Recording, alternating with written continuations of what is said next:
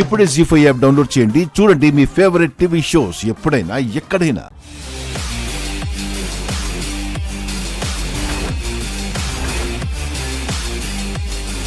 స్వామి, ఆవిడకు స్పృహ వచ్చింది.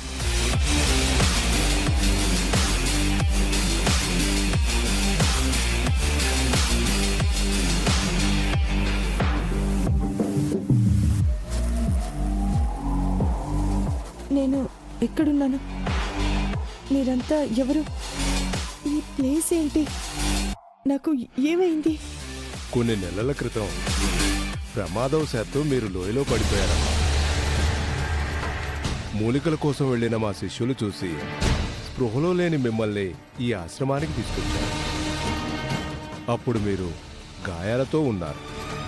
మాకు తెలిసిన ప్రకృతి వైద్యం చేస్తూ వచ్చాం.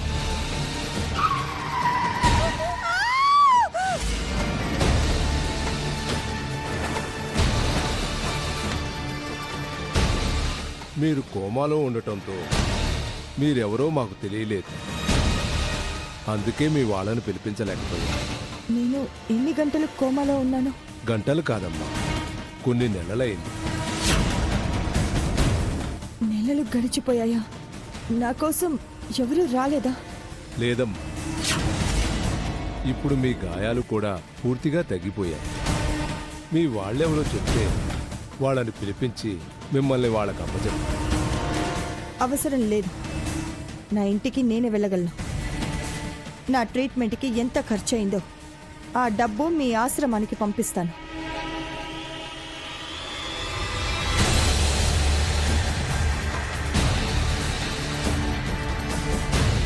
ఏం మనిషి స్వామి ఆవిడ? చేసిన సాయానికి కృతజ్ఞతలు కూడా చెప్పకుండా డబ్బులు పంపిస్తాను అంటుంది. చాలా తేడా మనిషిలా ఉందే. సర్వే జన సుఖినో భవంతు. నువ్వు చెప్పినట్టుగా మీ మావయ్య నన్ను పెళ్లి చేసుకుంటాను అనగాని సరే అని తాళి కట్టించుకున్నాను సీత. నేను చేసింది రైటే అంటావా? 100% రైట్ అత్తమ్మా. అయినా మీరేమైనా పరాయి వారిని పెళ్లి చేసుకున్నారా?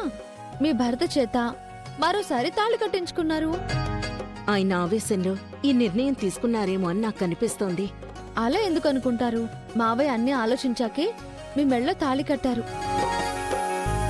అయినా మనం నిర్ణయించుకున్నంత మాత్రాన ఏది జరగదు కదత్తమ్మా. అన్నీ జరిపించేది ఆ దేవుడే. అది నేను నమ్ముతాను కానీ మా పెళ్లి చేసింది మాత్రం నువ్వే సీత. నీ వల్లే మేం మళ్ళీ ఒకటయ్యాం. ఈ విషయం అమ్మా నాన్నకి తెలిస్తే ఎంతో సంతోషిస్తారు. కాకపోతే ఒకటే బాధ. ఏంటి సీత? మొదటిసారి మీరు మావయ్య పెళ్లి చేసుకున్నప్పుడు అమ్మా నాన్న దగ్గర లేరు, ఎప్పుడూ లేరు. అప్పుడు ఇప్పుడు మా పెళ్లి జరిగింది గుళ్ళోనే సీత. అందుకే చెప్పానత్తమ్మా, దేవుడే మిమ్మల్ని కలిపాడు అని. జీ5 యాప్ డౌన్లోడ్ చేసి అన్ని ఎపిసోడ్స్ పూర్తి ఉచితంగా చూడండి.